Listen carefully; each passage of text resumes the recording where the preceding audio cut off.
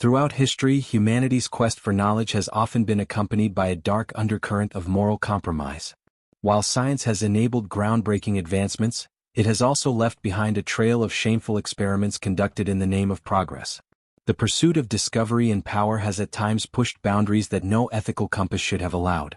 In this documentary, we delve into some of the most horrifying social experiments ever conducted, those hidden in the shadows, buried in shame, and often forgotten by mainstream history. These experiments were not merely acts of cruelty, they were attempts to unlock the deepest, darkest corners of the human experience. But at what cost? As we examine the chilling legacy of these trials, we begin to question: what happens when the thirst for knowledge becomes more important than human life? Is there a point where curiosity becomes monstrous? And more disturbingly, how often have the suffering and exploitation of innocent people been justified in the name of science, government, or societal good? Through the lens of history, we will explore the painful consequences of these so-called experiments and the psychological effects they had on both the victims and the perpetrators. From radiation experiments conducted on unwitting civilians to twisted studies in mind control, the experiments we uncover reveal an uncomfortable truth about human nature: that even those with the best of intentions can fall into the abyss of cruelty when the lines between science and morality blur. This documentary will take you on a journey into the heart of darkness, where forbidden curiosity meets the grim reality of human suffering. What begins as an exploration of human behavior turns into a haunting revelation of how easily innocence can be exploited and lost. In the coming sections, we will not only recount these experiments, but also explore the broader ethical questions they raise. Can humanity ever truly be trusted with absolute power over another life? Or are we doomed to repeat these mistakes, driven by the same blind ambition that fueled these historic atrocities? As we move forward, prepare yourself for a story of shock, intrigue, and reflection on the price of knowledge and progress. The horrors of the past may never be fully understood, but they can serve as a stark warning for the future. In the annals of human history, the Manhattan Project stands as one of the most significant scientific achievements. It was the birth of the atomic bomb, a weapon that would forever change the course of warfare and humanity itself. The project, which was spearheaded by some of the brightest minds of the 20th century, was initially conceived with the noble intent of bringing an end to World War II. Yet, behind this scientific breakthrough lies a dark underbelly, a story of untold suffering, secrecy, and the moral decay of those who participated in it. The idea of creating a weapon that could harness the power of the atom was, at its core, a quest for ultimate control over nature, over war, and over the future of humankind. As the project unfolded, a vast array of scientific minds were assembled in a remote desert laboratory, with the goal of unlocking the terrifying potential of nuclear energy. The world was on the brink of an irreversible transformation, one that would forever change the face of warfare. However, amidst the fervor of scientific discovery and patriotic fervor, there was an unspoken cost. The Manhattan Project, in its relentless pursuit of scientific victory, placed humanity itself on the altar of progress. Thousands of workers at the project's sprawling facilities were exposed to radiation without their consent or knowledge, subjected to harmful substances under the guise of advancing science. These men and women, many of whom were unaware of the true nature of their work, unwittingly became part of a living experiment in nuclear toxicity. They were sacrificed in the name of national security, a price paid by countless civilians who had no say in the matter.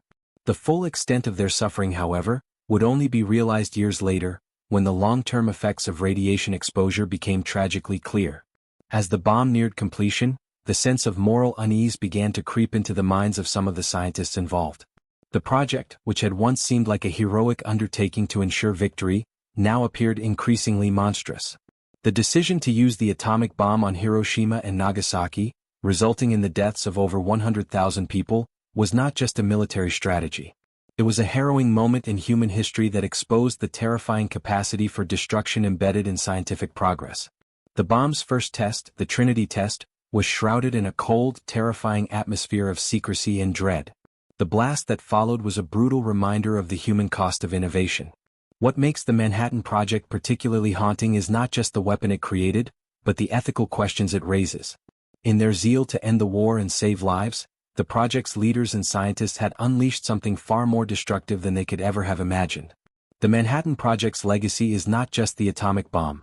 It is the haunting reminder of how easily humanity can justify unimaginable acts of cruelty when veiled in the guise of scientific progress.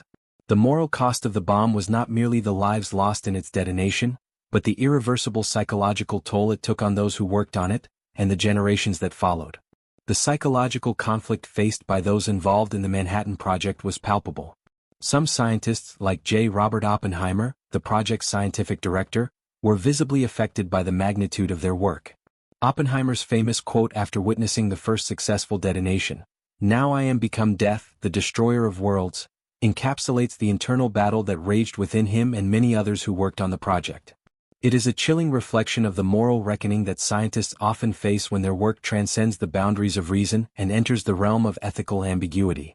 The atomic bomb was a weapon of unimaginable power, and with it came the responsibility of wielding such power. The world that emerged from the Manhattan Project was forever changed, not only by the creation of a new form of warfare but also by the profound psychological and moral consequences it had on those who created it. The implications of the atomic bomb were far-reaching, not only in terms of global politics but also in the personal lives of the scientists involved. Many of them, once proud of their work, would later live with a deep sense of guilt and horror at the devastation their invention had caused. The Manhattan Project is a stark reminder that the line between progress and destruction can often be perilously thin. It raises the question, how far can we go in the name of science and progress before we lose sight of the human cost? The atomic bomb was not just the culmination of a scientific breakthrough, it was the result of a collective moral failure, a failure that cost countless lives and continues to haunt humanity today. As we look back on this dark chapter in history, we are forced to confront the uncomfortable truth that science, when divorced from ethical consideration, can become a force for unimaginable harm. The Manhattan Project serves as a chilling example of how humanity's greatest achievements can sometimes be the harbingers of our most terrifying mistakes.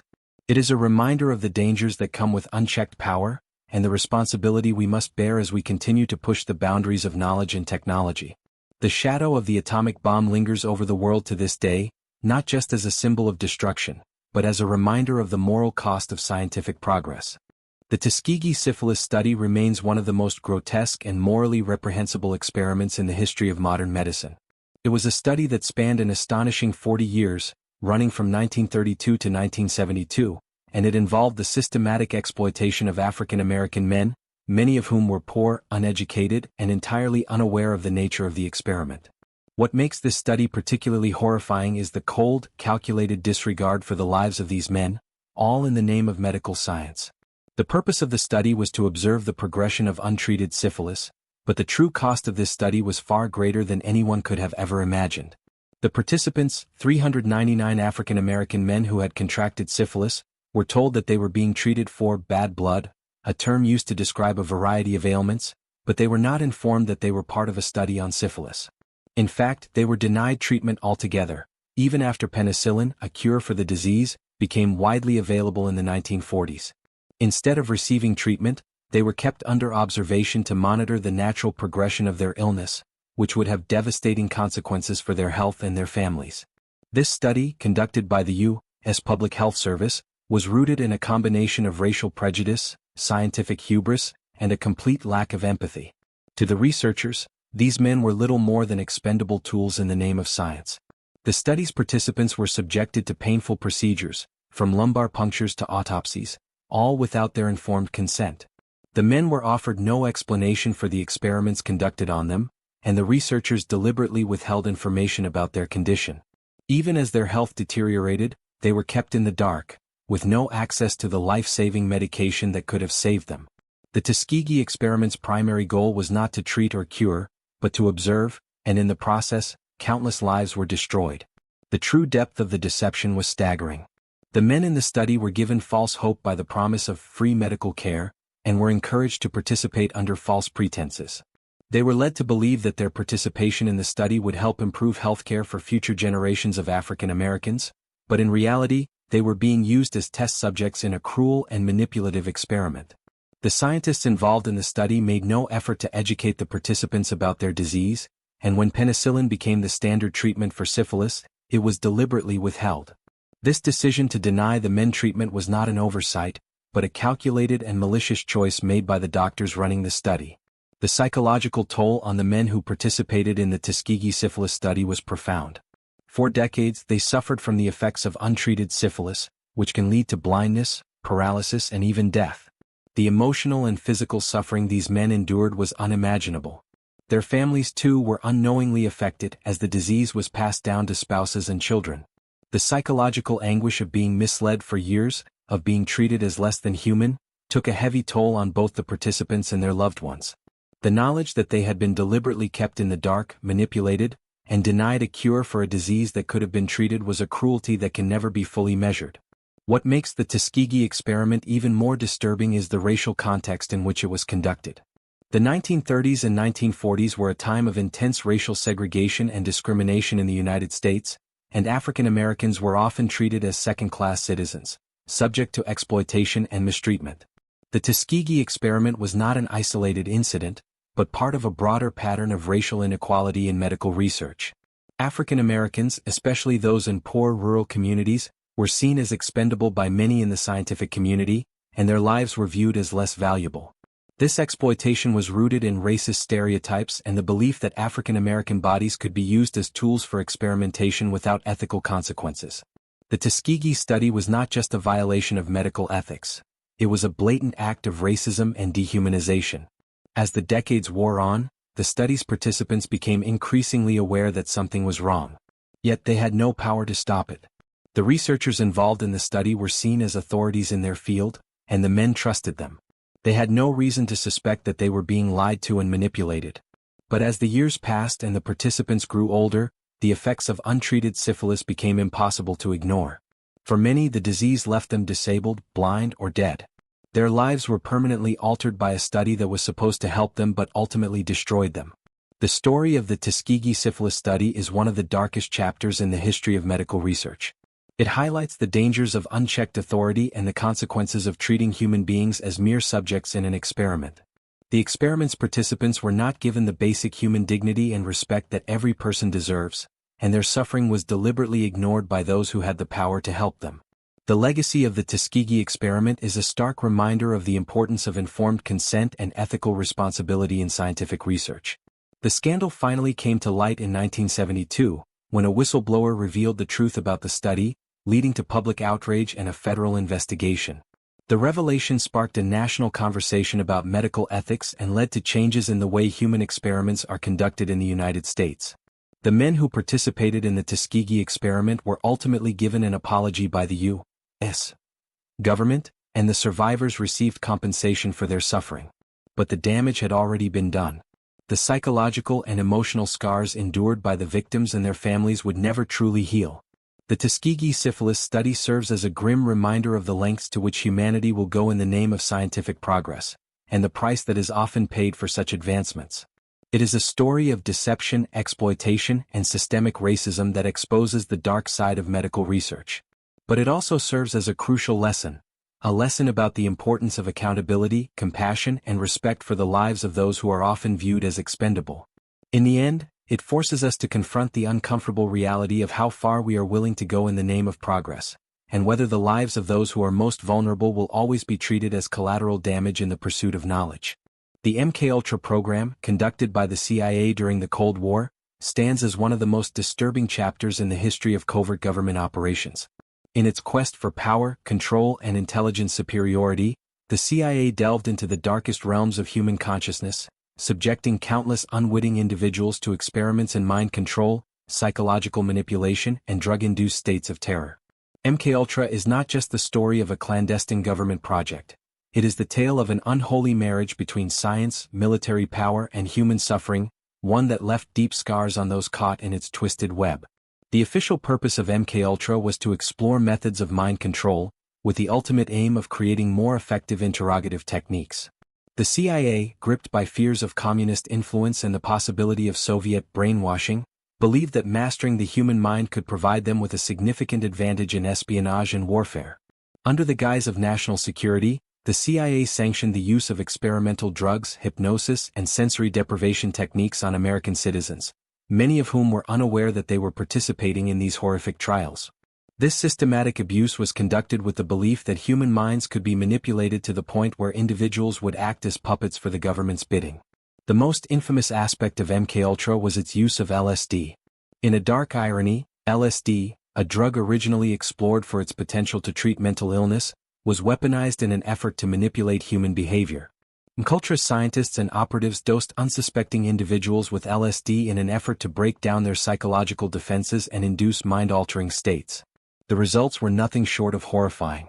Subjects, many of whom were drugged without their consent, experienced extreme psychological distress, including hallucinations, paranoia, and complete loss of control. Some subjects were kept in altered states for days, isolated from the outside world, subjected to relentless psychological manipulation in an attempt to bend their will to the CIA's desires. But the horrors of MKUltra did not end with LSD. The program was notorious for its use of other mind-altering substances, including barbiturates, amphetamines, and other hallucinogenic drugs. These substances were often administered in conjunction with other methods of torture and manipulation, such as sensory deprivation, sleep deprivation, and electroshock therapy. The experiments were designed to break down the psyche of the subjects, reducing them to vulnerable, disoriented states where their minds could be reshaped and controlled. Many of the individuals involved in these experiments were never informed of the true nature of the trials, and their trauma was not acknowledged until decades later, when the program's existence was finally revealed to the public. One of the most disturbing aspects of MKUltra was the extent to which it targeted vulnerable populations. The CIA experimented on individuals from marginalized communities, including prisoners, mentally ill patients, and the homeless. These were people who had little to no power, whose voices were easily silenced, and whose suffering would remain hidden from the public eye. Vulnerable, trusting, and often in desperate need of medical care, these individuals became the unwilling subjects of an inhumane program that saw them as nothing more than tools to be manipulated and discarded. The psychological toll on these subjects was profound, as many experienced long-term mental health issues as a result of the experiments. Perhaps the most insidious aspect of MKUltra was the ethical vacuum in which it was carried out. The program's leaders believed that the ends justified the means, that the pursuit of national security and intelligence superiority was worth the human cost. In the name of power, the CIA sanctioned the destruction of lives, and in doing so, left a legacy of trauma that continues to haunt the survivors to this day. The victims of MKUltra were not just the subjects of scientific experimentation. They were casualties of a government willing to sacrifice the very essence of humanity for the sake of control. One of the most well-documented cases of MKUltra's cruelty involved a psychiatrist named Dr. Ewan Cameron, who conducted experiments at the Allen Memorial Institute in Montreal. Dr. Cameron, a leading figure in psychiatry at the time, was funded by the CIA to conduct experiments in psychic driving, which involved administering high doses of LSD to patients while also subjecting them to electroconvulsive therapy (ECT) and sleep deprivation. His goal was to erase the existing memories of his patients and reprogram them with new ones. The results were disastrous. Many of Cameron's patients suffered permanent memory loss, severe psychological trauma, and a lifetime of mental instability. The secrecy surrounding MKUltra ensured that the extent of its damage remained hidden from public view for decades. The program was only uncovered in the mid-1970s, when a series of investigative reports revealed the dark reality of the CIA's experiments. Public outrage erupted as the details of the project became clear. However, despite the shocking revelations, the full extent of the damage caused by MKUltra could never be properly addressed. Many of the victims of the program never received justice or compensation for their suffering. Their lives were irreparably altered, and their voices silenced by a government that had treated them as mere tools in a larger, more sinister game. The aftermath of MKUltra raises troubling questions about the morality of government experimentation, the abuse of power, and the willingness of authorities to sacrifice the well-being of their citizens for the sake of national security. It forces us to confront the darker side of human nature, the ease with which we can justify cruelty when it is veiled under the guise of patriotism or scientific advancement. The mental and emotional damage caused by MKUltra's experiments was profound, and its legacy endures in the form of ongoing debates about human rights, government transparency, and the ethical boundaries of scientific experimentation. Ultimately, MKUltra is a haunting reminder of the potential for abuse that lies at the intersection of science, power, and secrecy. It exposes the terrifying possibility that, in the pursuit of control, the line between right and wrong can become dangerously blurred. In the end, MKUltra stands as a testament to the vulnerability of the human mind, and the shocking reality that, in the quest for domination, the government of the time was willing to sacrifice the very souls of its citizens. The psychological scars of MKUltra's victims may never fully heal, but the lessons it teaches are undeniable. The pursuit of control over another's mind is not only a betrayal of humanity, it is an affront to the very principles of justice, ethics, and dignity. Dr. José Delgado, a Spanish neurologist, remains one of the most controversial figures in the history of experimental neuroscience. While he was a brilliant scientist, his work on controlling the human brain through electrical stimulation opened the door to an unsettling realm where the boundaries of human free will, ethics, and science dangerously blurred. Delgado's experiments, though rooted in scientific curiosity, came at the immense cost of human autonomy, and they raised profound questions about the ethical limits of scientific experimentation.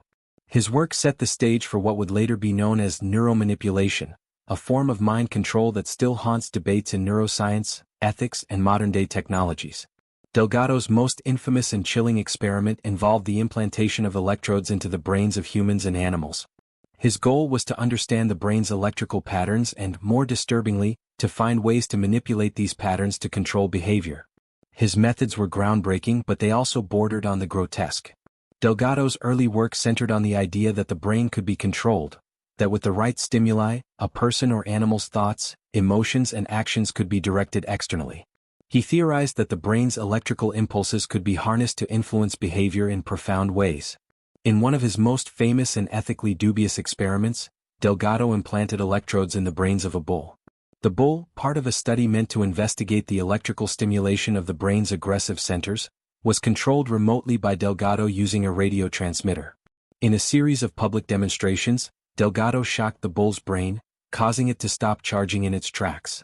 The bull, previously in a fit of rage, was suddenly and unnervingly docile, as if its primal instincts were being overridden by an external force. The message was clear. The brain, the very seat of thought and emotion, could be manipulated like a puppet on a string.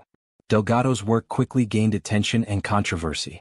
As a scientist, he was eager to prove that electrical stimulation could be used to control emotions and even physical actions, including violent behaviors. He extended his experiments to humans, implanting electrodes into the brains of psychiatric patients and monitoring their responses to stimulation.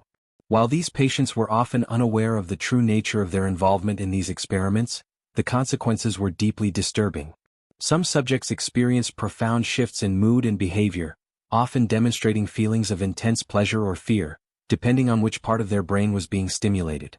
Others were left with permanent psychological scars, as their natural ability to control their own actions was replaced by the artificial interference of external signals.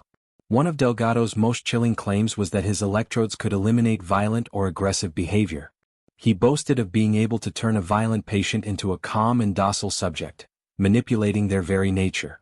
He claimed that with the right technological advancements, violent criminals or mentally unstable individuals could be cured or controlled without ever needing to address the underlying causes of their behavior. Delgado's ideal world, in which behavior could be directed and controlled by an outside force, hinted at a terrifying future where free will could be stripped away. The ethical implications were profound.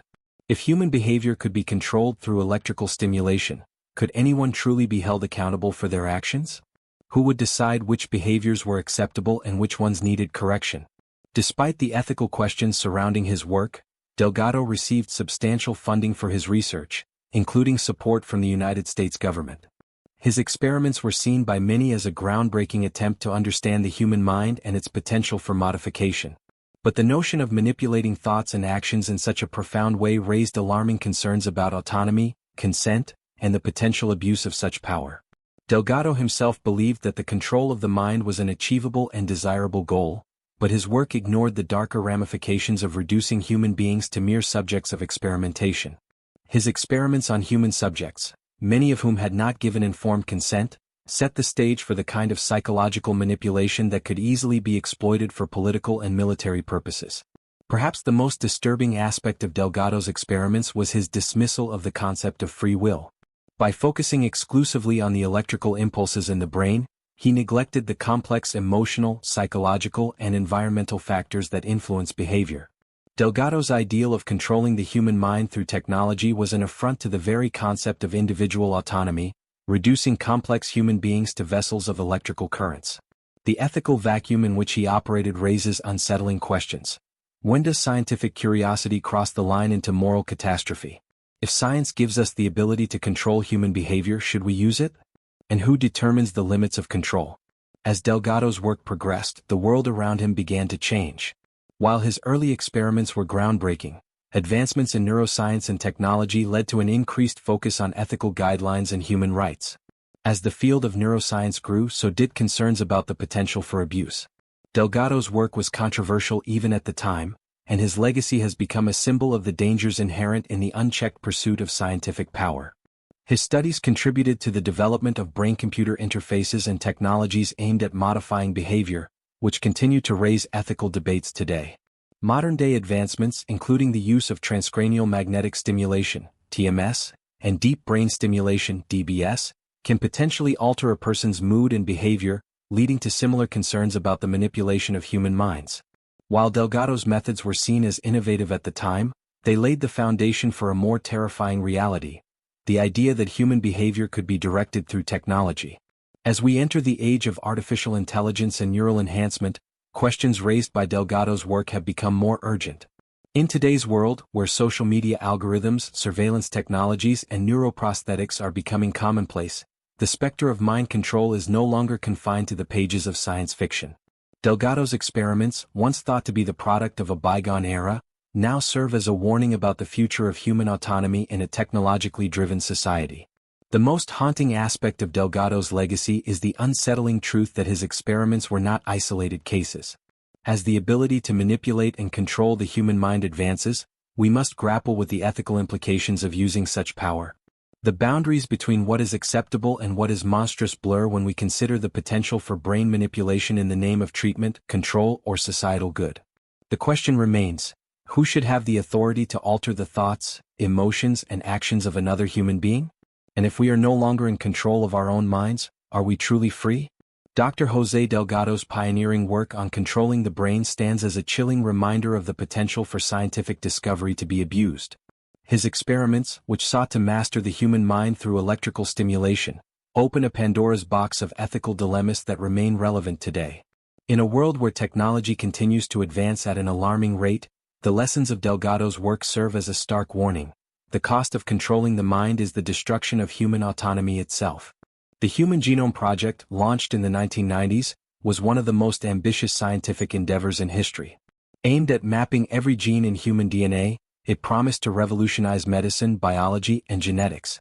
For many, it was a beacon of hope, the key to understanding genetic disorders, curing diseases, and perhaps even improving human health and longevity. But alongside the promise of scientific advancement came a darker, more insidious question. When we have the power to decode and potentially manipulate the very blueprint of life itself, do we risk losing sight of our humanity? The allure of playing God, of editing life at its most fundamental level, raises profound moral and ethical dilemmas, and the Human Genome Project, while a monumental achievement, is not without its deep, unsettling implications. At its core, the Human Genome Project was designed to map the 3 billion base pairs that make up human DNA. This intricate task was no small feat. It took over a decade and cost billions of dollars to complete. The results were groundbreaking, providing humanity with an unprecedented understanding of the genetic code that defines us as individuals and as a species. By identifying genes responsible for diseases like cystic fibrosis, Huntington's disease, and certain types of cancer, the project opened doors to a new era of genetic research and personalized medicine. The potential benefits were enormous: better targeted therapies, earlier diagnoses, and perhaps the eradication of genetic diseases altogether. But the promises of the Human Genome Project came with darker, more unsettling implications. The power to decode human DNA also meant the power to manipulate it. Genetic engineering, once the realm of science fiction, was suddenly a tangible reality. With the ability to identify specific genes and understand their function, scientists could now not only diagnose but also potentially alter the genetic makeup of an individual. Gene therapy, the practice of replacing, altering, or repairing defective genes, became a hot topic, with the promise of curing genetic diseases at the molecular level. But what happens when this power to alter the very essence of a human being is used for purposes beyond healing? One of the most controversial aspects of the Human Genome Project was its potential to usher in an era of eugenics, the idea of selecting for desirable traits and eliminating undesirable ones. While the project itself was not explicitly intended to create a master race, the implications were clear. As genetic knowledge expanded, the idea of improving humanity through selective breeding or genetic modification began to resurface. Scientists could theoretically create a designer baby, a child born with enhanced traits such as intelligence, athleticism, or even beauty. While many ethical safeguards were put in place to prevent such practices, the mere possibility of this kind of genetic engineering raised profound moral concerns. Could humanity ever draw the line between enhancement and manipulation? Who would decide which traits were desirable and which were not? The concept of eugenics is far from new. In the early 20th century, eugenic policies were implemented in many countries, including the United States, where people were sterilized or forced into segregation based on perceived genetic inferiority. The eugenics movement was driven by the belief that certain traits, including intelligence, morality, and health, were inherited and that society could be improved by eliminating undesirable genetic traits. The horrors of eugenics are well documented, with the movement ultimately leading to widespread discrimination, forced sterilizations, and human rights abuses. The legacy of this dark chapter in history serves as a chilling reminder of the potential dangers of genetic manipulation. The Human Genome Project, despite its noble scientific goals, inadvertently reopened this Pandora's box of genetic engineering and eugenics.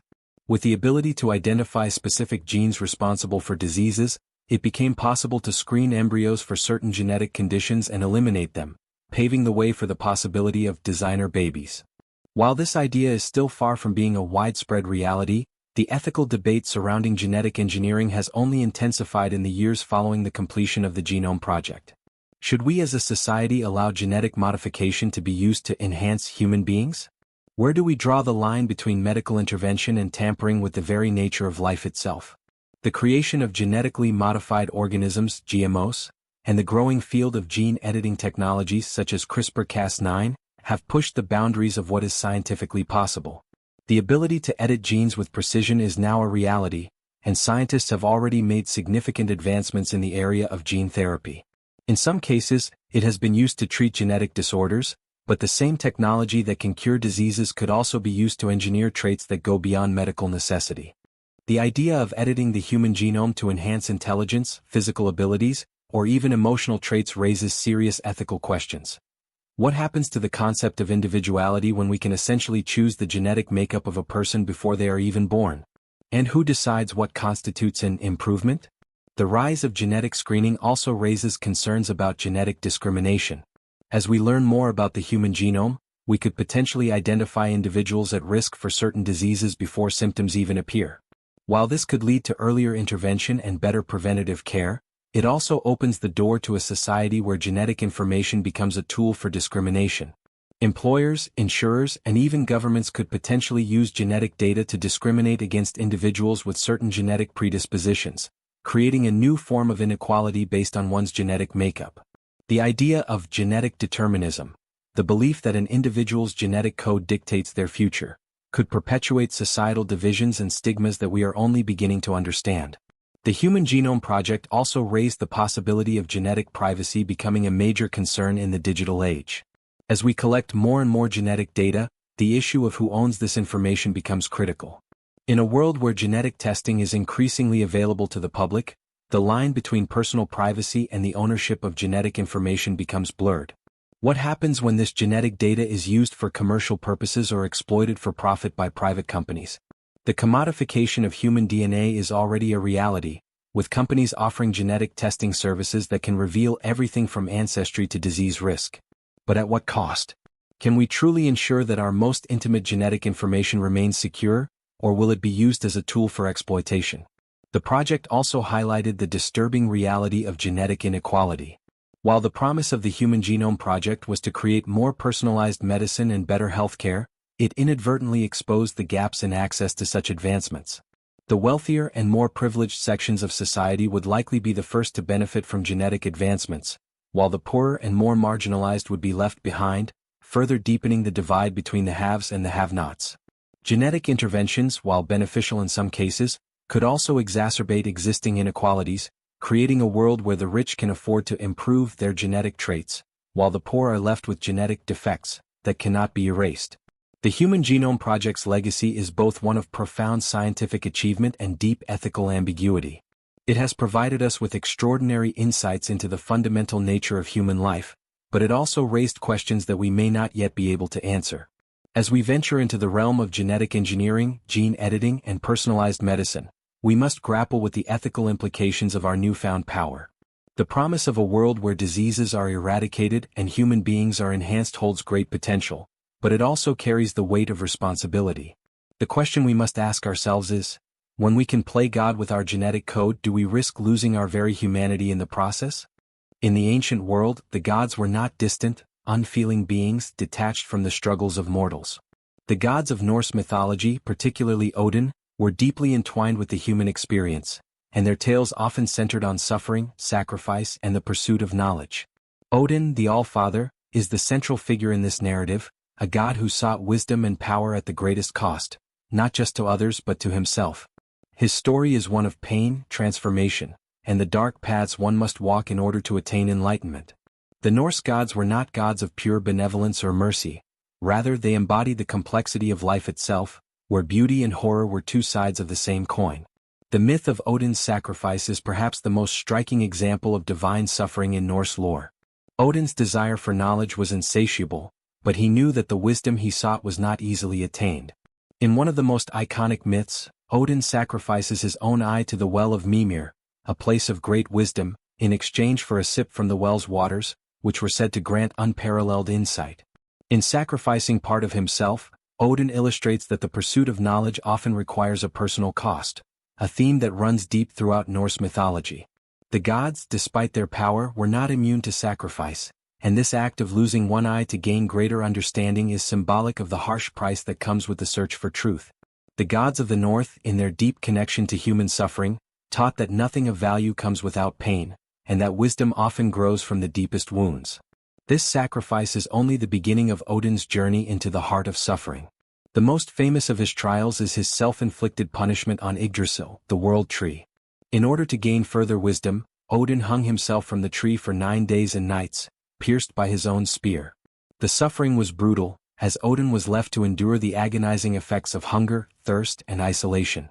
For these 9 days, he sacrificed his very body and soul to obtain the knowledge of the runes, the mystical symbols that were said to hold the secrets of the cosmos. His hanging on Yggdrasil is both a literal and symbolic representation of the harsh trials required to attain the highest wisdom. Just as the tree itself connects the 9 worlds, so too did Odin's suffering connect him to the deepest, most profound realms of knowledge. It was through pain that he was transformed and empowered, suggesting that the path to understanding the universe was not only difficult but drenched in suffering. The symbolism of Odin's trials is deeply tied to the Norse worldview, which saw life as a constant struggle. The gods themselves, though powerful, were not immune to the forces of fate and the ravages of time. Odin's willingness to endure physical and psychological agony as part of his quest for knowledge reflects the belief that wisdom and power were earned, not given. The willingness to embrace suffering was, in fact, one of the qualities that set the Norse gods apart from other pantheons. Unlike the gods of many ancient cultures who were often depicted as benevolent and detached, the Norse gods were deeply involved in the struggles of the mortal world. They were beings who sought not only to shape fate but to face it, even when it was painful and uncertain. Perhaps the most striking example of this divine struggle is the prophecy of Ragnarok, the end of the world in Norse myth. In the final battle, Odin himself is foretold to meet his death at the jaws of Fenrir, the monstrous wolf. This is a poignant reflection of the Norse understanding of fate. Even the gods could not escape the inevitable, and they faced death with the same stoic resolve as mortals. The idea of the gods, in all their power, ultimately falling to fate echoes the belief that suffering and sacrifice are inevitable parts of existence, no matter how divine one may be. The gods of the North were not immortal in the way other mythological figures were. Instead, they embodied the idea that even the most powerful beings must face loss, death, and the endless cycle of pain that comes with life. The contrast between Odin's wisdom and his suffering is perhaps best understood when considering the role of pain in Norse culture. The Vikings, who revered Odin, saw pain and sacrifice as fundamental elements of existence. In their worldview, to embrace suffering was to embrace life itself, and the strength of one's character was often determined by how well one could endure hardship. The Vikings, in their warrior culture, understood that valor was not just about achieving glory but about enduring pain and death with courage and honor. Odin, in his wisdom, taught that only through hardship and sacrifice could one attain true greatness. The gods themselves were not immune to this harsh reality, and their suffering served as both an example and a lesson to humanity. Odin's journey through suffering also reflects a deep understanding of the cyclical nature of life. The Norse believed that life, death and rebirth were inextricably linked, and that each death made way for new life. The harsh trials Odin endured were not meant to be an end, but rather a transformation. His sacrifice, both of his eye and his body, led to a greater understanding of the runes, a deeper connection to the forces that shaped the world, and the wisdom to lead the gods through the inevitable end of Ragnarok. In this way, pain and suffering were not merely obstacles to be overcome. They were catalysts for growth and change, essential components of the divine cycle that governed the universe. Odin's story is not just one of divine suffering. It is a story of the price of knowledge and power. The willingness to endure agony in the pursuit of wisdom is a theme that resonates deeply within the human experience. We are all, in some ways, driven by the desire to understand and control our world. But as Odin's sacrifices show, that desire comes at a great cost. His journey teaches that the pursuit of knowledge is not without its dark side, and that the most profound truths are often hidden behind layers of pain and suffering. The gods of Norse mythology, and Odin in particular, remind us that power, wisdom, and glory are not easily won. They come only to those willing to endure suffering, face death, and walk the difficult path of sacrifice. In their divine struggles, the Norse gods do not offer comfort or salvation. Instead, they offer lessons in resilience, courage, and the acceptance of the inevitable. As we reflect on Odin's sacrifices, we are forced to confront the uncomfortable reality that wisdom, like life itself, is often forged through the fires of suffering, and that it is only through embracing pain that we can truly grow and transcend the limitations of our mortal existence. The concept of mercy has always been a cornerstone of human ethics, a virtue that separates civilized societies from the brutality of raw survival. Yet, in the dark chapters of history, mercy has been frequently discarded in favor of cruelty, and what was once seen as an act of compassion has been replaced by a distorted sense of honor. Across ancient cultures, the line between mercy and cruelty was often blurred, and what was considered honorable was not always what was humane. In these moments, cruelty became a symbol of strength, and mercy was cast aside as a weakness.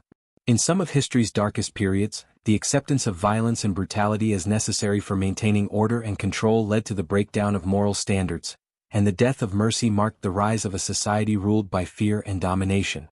One of the most prominent examples of the death of mercy in history comes from the Roman Empire, a civilization known for its military might and ruthless conquests. To be merciful in ancient Rome was often seen as a sign of weakness, especially in the brutal world of gladiatorial combat and warfare. The Roman emperor, known for their absolute authority, often used cruelty as a tool for demonstrating power and maintaining control.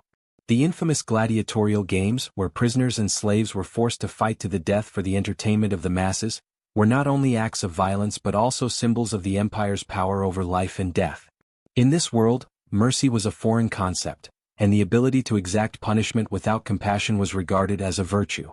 Gladiators who had once been soldiers or criminals were often granted a thumbs up or thumbs down from the emperor, who would decide whether their lives would be spared or taken. In these arenas, mercy was not a choice, it was replaced by the cold judgment of fate. The death of mercy was also deeply ingrained in the military ethos of ancient cultures, where warriors were expected to show no hesitation in the face of cruelty. The Viking Age, for example, is infamous for its brutality in war, where mercy was almost unheard of on the battlefield. To show mercy was seen as dishonorable, a sign of fear or hesitation, and was a mark of weakness. The Vikings, who revered their gods as embodiments of both wisdom and savagery, believed that death in battle was an honor in itself, and their warriors fought with ruthless efficiency. Captured enemies were often executed without mercy, as to spare their lives would be seen as a dishonor to the warrior class.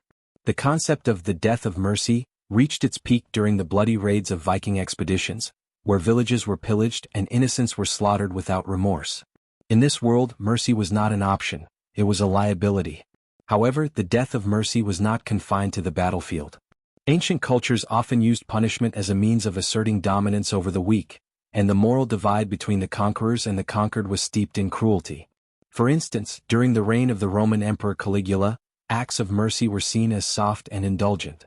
His reign was marked by acts of sadistic cruelty, including the executions of those who were considered his enemies or a threat to his authority. Caligula's infamous decree that anyone who spoke against him should be put to death was a reflection of how mercy could be twisted into something unrecognizable. To spare someone's life under his rule was to risk your own, and thus cruelty became a symbol of unassailable power. In the centuries that followed, the practice of torture became an institution in many societies, where the physical and psychological torment of victims was not only a means of punishment but also a ritualistic tool for asserting power and control. The medieval period, in particular, witnessed the institutionalization of torture as a means of extracting confessions and maintaining societal order. During the Inquisition, for example, heretics were subjected to unimaginable pain, often for crimes that were merely perceived threats to the established faith. The most extreme forms of punishment, such as the breaking wheel or the Iron Maiden, were used to inflict unbearable suffering upon those accused of witchcraft, heresy, or disloyalty. Torture, in this context, was a demonstration of the power of the ruling authorities, and the death of mercy was portrayed as a necessary evil to preserve the purity of religious or political beliefs.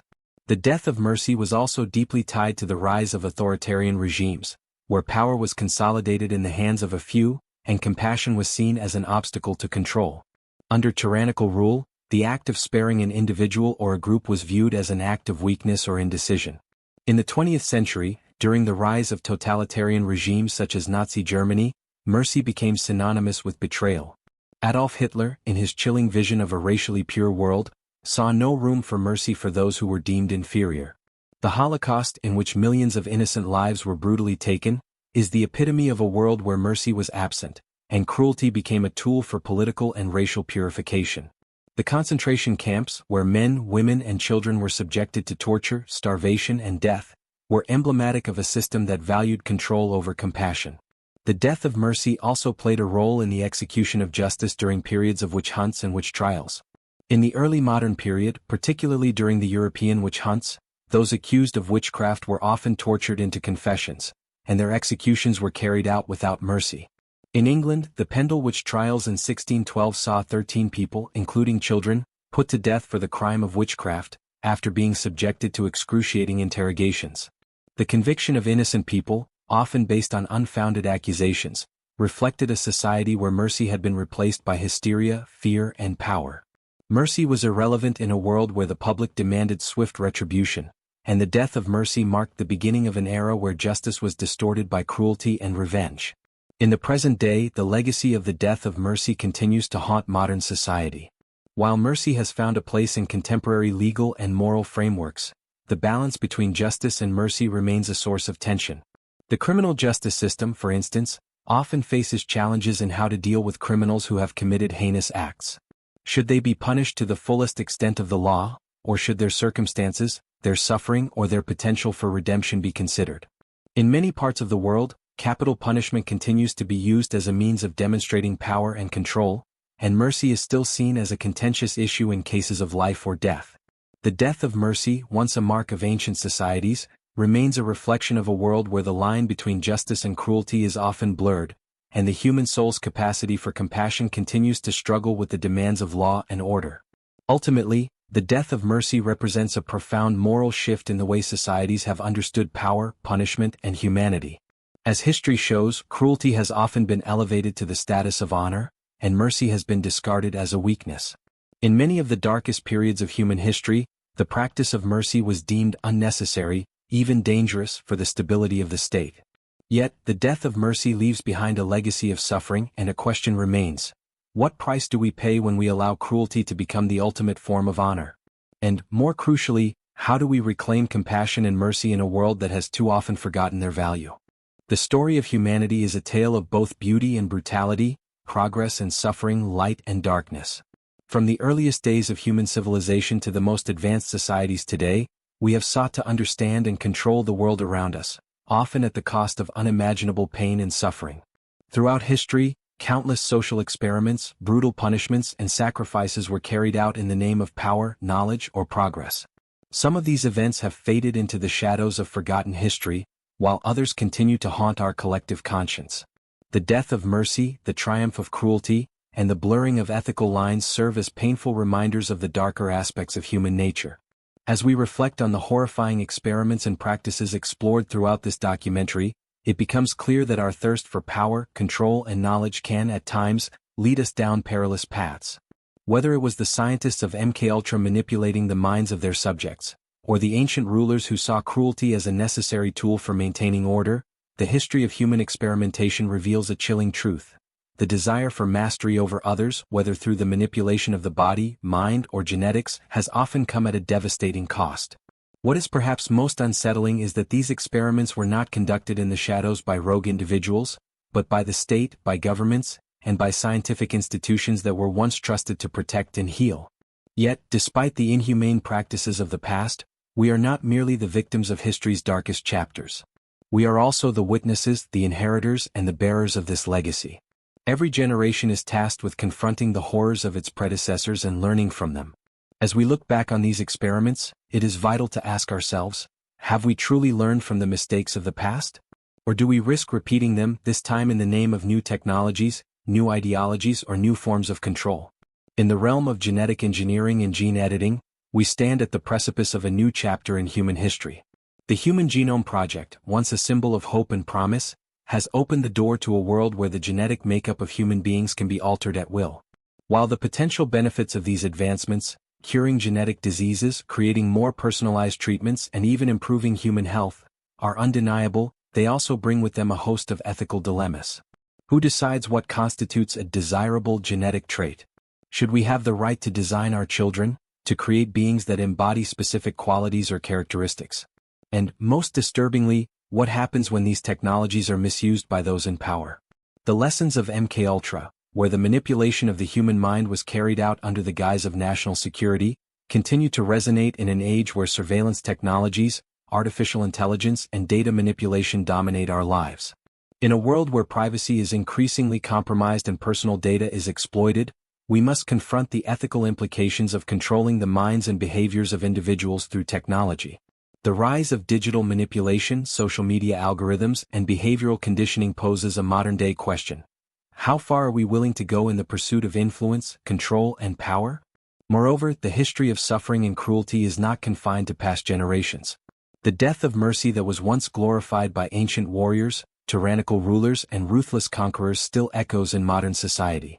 While we may no longer see gladiatorial games or public executions, the brutal punishment of the weak, the disenfranchised, and the marginalized continues in the form of systemic injustice. The prison-industrial complex, the ongoing struggles for racial and economic equality, and the exploitation of vulnerable populations are all contemporary manifestations of the same patterns of cruelty and indifference that marked the darkest eras of human history. The pain endured by those who are oppressed today is the continuation of a legacy that began long before us. In the present day, while we have made significant strides in recognizing human rights and the value of compassion, the shadows of past cruelty linger, and it is incumbent upon us to ensure that the mistakes of history do not repeat themselves. The legacy of pain we inherit must not be one that is ignored, but one that propels us toward a future where justice, empathy, and mercy prevail. In closing, we must remember that the cost of progress is not always measured in the advancement of technology, knowledge, or power, but in the lives and suffering that are left in its wake. The death of mercy, while a tragic part of our history, does not have to be the fate of our future. As we continue to push the boundaries of human understanding and capability, we must strive to ensure that compassion, empathy, and respect for human dignity remain at the core of our decisions. The legacy of pain may be a haunting shadow, but it is one that we can choose to overcome, through the collective effort of every generation to build a more just, more merciful world.